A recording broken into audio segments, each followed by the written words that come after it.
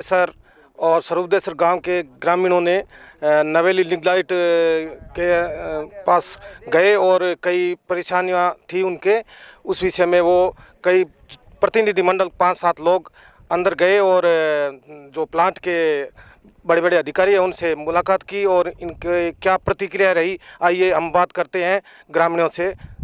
पूनम चंद जी, आप बताइए। साहब सीधी सी बात है, कोई विशेष प्रतिक्रिया रही गाने नहीं। भयंकर प्रदूषण है, ऐसा इनको कोई उपाय है कौन नहीं। प्रदूषण रही, पेड़ लगाना क्षेत्राधिकार में है कौन नहीं। रोजगार की बात याद है, काम करने वाला आज मैंने लेवनगी भाई, एक तो स्थायी करो और अस्थायी पर भी कोई नहीं भर्ती लो। आगे खुद गए ITI के अंदर जगह ITI करूड़ा है, बेरोजगार घूम रहा बन काम लो क्या जगह आदमी लागूड़ा है कि आने में निकाल को सका नहीं, नया ला को नहीं। और ठेका पद्धति आ ठेका पर ही चालनी है। और दूसरी हॉस्पिटल की रोड की है, आ कह रहा है कि हमारे क्षेत्राधिकार में है कौन। कोई ने गांव के माँ स्कूल का ने या हॉस्पिटल में कोई कुर्सी मेज चाहिए तो 1,50,000 की है कि हमारे क्षेत्राधिकार में बा में दे सका। अभी को कहीं नहीं के देवा कौन नहीं, 1,50,000 रुपया तक कोई सामान चाहिए, हॉस्पिटल में चाहिए या स्कूल में चाहिए तो दे सके भी। आगे आगे कोई क्षेत्राधिकार में है कौन नहीं, न रोड है न पानी है। आप 5-7 लोग प्रतिनिधिमंडल जो मिले थे, आपको उनकी तरफ से क्या लगा, क्या आश्वासन दिया, लिखित में दिया या रिटर्न में दिया या बोल कर दिया? माने तो लाजो खाउन पीउन ने खेमलीर कुटन ने कविराज मजूरी है करे है, ए फंडाटू ले जी देव ने कहीं कोई बचीट गाँव नाम ने फिर वो करो न तो कोई राइटन में दियो न विशेष की और कोई बात की। आपके आगे की रणनीति क्या है? आगे की रणनीति आई है, जनप्रतिनिधि ना सरपंच साहब ने कियो है, कहेंगे तो पहला भी फोन बातें हुए हैं और के रणनीति ले वरसिंगसर गांव का जनप्रतिनिधि के रणनीति ले आने 2-4 दिन अड्डी का देखा बिंग बात मजदूर यूनियन है और है। अगर एक न कर सका तो मैं तो आज जाना आकर नेड़े तेड़े गाँव में फिर एक जने का हाथ जोड़ा पग पड़ा चाहे किए ही लाना पड़े नोरा काटा और थोड़े समय के बाद इन गेट ने बंद कराओ। आप भी अंदर गए थे, इसके बारे में आपको कुछ लगा? हमने कहा भाई पलाना में सबसे ज़्यादा ये प्लांट का धुआं आता है, रात को बाहर नहीं सो सकते, अंदर सोते हैं तो लाइट चाहिए, पंखा कूलर।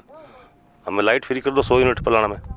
100 यूनिट कर ही सकती है कंपनी कि वो तो हम नहीं कर सकते। हमारे ये बोल रहे हैं बिजली फ्री करना या बिजली का अनुदान देना इनके क्षेत्राधिकार में नहीं है। बोले ये कह रहे हैं हम तो बिजली बना के सरकार को देते हैं, हम फ्री नहीं दे सकते। मतलब मैंने कहा धुआं तो आपकी बिजली बनाते हो, उसी चिमनी से धुआं आ रहा है, सरकार से थोड़े आ रहा है धुआं।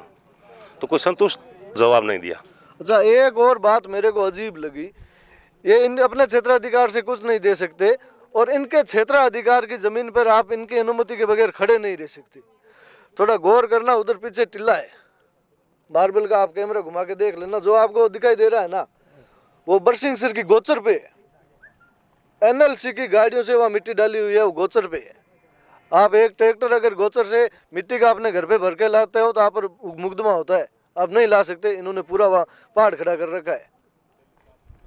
इस कड़कड़ाती धूप के अंदर सभी गांवों के ग्रामीण यहाँ आज मौजूद है, उनकी मांगों को अभी तक स्वीकार नहीं किया है। कई लोग जो है वो बेरोजगार भी हो चुके हैं और उनको ब्लैक लिस्ट में डाल दिया गया है कि आप प्लांट के अंदर भी नहीं घुस सकते। ये जो आवाज़ उठाएगा नवेली के अंदर या अपने हक मांगेगा, उसके लिए ये लोग ब्लैक लिस्ट में डाल रहे हैं और जो बोलने वाले लोग हैं उनको भी ये अंदर नहीं जाने दे रहे हैं और उनको कोई तरह की मतलब उनसे उनकी सुनवाई नहीं हो रही है और बेरोजगार भी हो गए और ब्लैक लिस्ट में डाल दिया और उनकी सुनवाई नहीं हो रही है, ये ग्रामीणों का कहना है। आइए हम एक ग्रामीण जगदीश शर्मा से मिलते हैं, वो क्या कहते हैं। देखिए, ये प्रोजेक्ट काफ़ी साल हो गए, यहाँ लमसम क्या है कि थर्ड पार्टी कॉन्ट्रैक्टर है, तो इसमें क्या करता है कि ये जो नकली बिल भी बनता है और जिसका काम नहीं है उसका मतलब क्या है कि अंदर रिकॉर्ड भी है। अब ये मज़दूरों से 7-8 हज़ार रुपये ले रहे थे। जब 2017 में वेज रेट बढ़ा था और रूल्स भी बन गए थे काफ़ी, ताकि उसको मजदूर के खाते में पैसा डालना और उसका PF कटना और ESI करना। इधर ESI मजदूर का पैसा कट रहा है लेकिन ESI कार्ड नहीं है।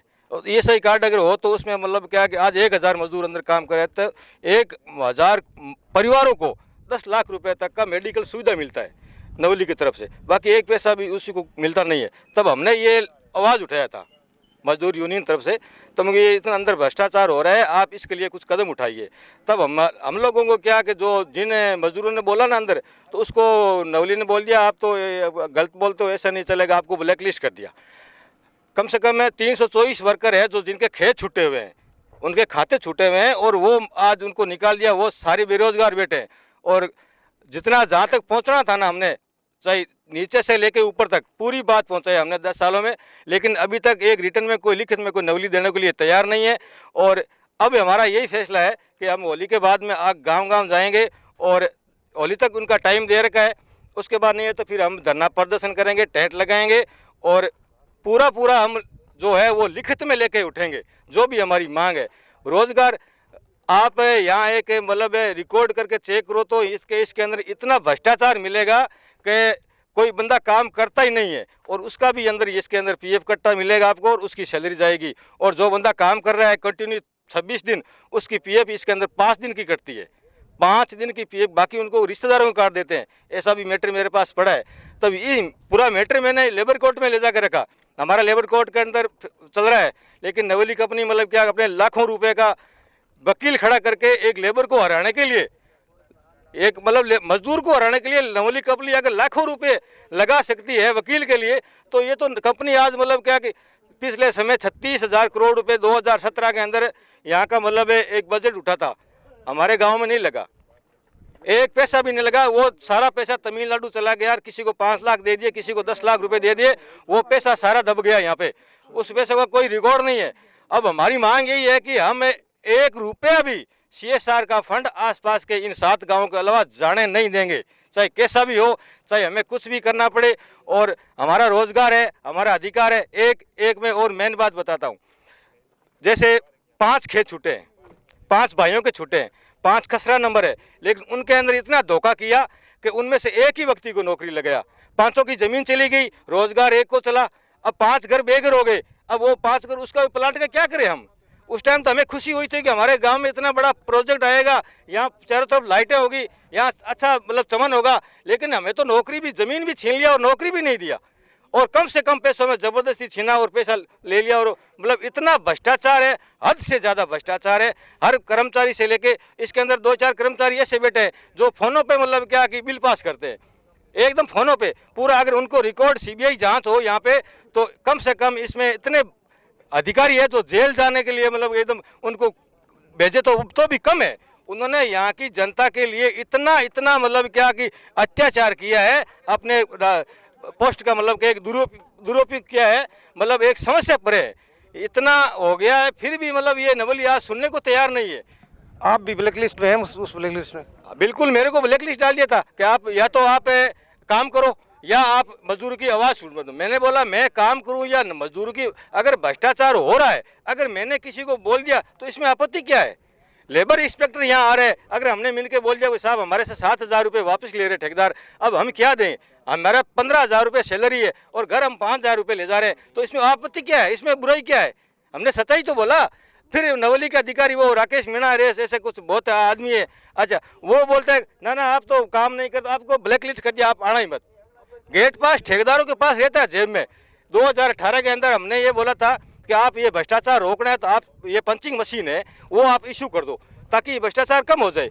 नवली ने तमिलनाडु से 10 पंचिंग मशीन भेज भी दिया, और भेजने के बाद में 99% मजदूरों के पंच मशीन हो गए, और पूरा कंप्लीट होने के बाद में वो कुछ अधिकारी और मिलके ठेकेदारों ने मिलके और वो पूरा मशीन है जो प्रोसेस वो पूरा खत्म कर दिया। आज एक भी डब्बा नहीं है, सबके ठेकेदारों के जेब में उगाता हुआ है। अगर कोई पैसा देता है तो वो मजदूर अंदर जाएगा, अगर पैसा नहीं देता है तो उस मजदूर को बोलता है कल आना मत भाई, तुम ब्लैक लिस्ट हो गया, कल आना मत, ब्लैक लिस्ट हो गया। बहुत धन्यवाद जगदीश शर्मा जी। लेकिन राज्य सरकार को या संबंधित अधिकारी को इसकी तरफ संज्ञान लेना होगा, नहीं तो ये जो धरना प्रदर्शन है ये उग्र भी हो सकता है।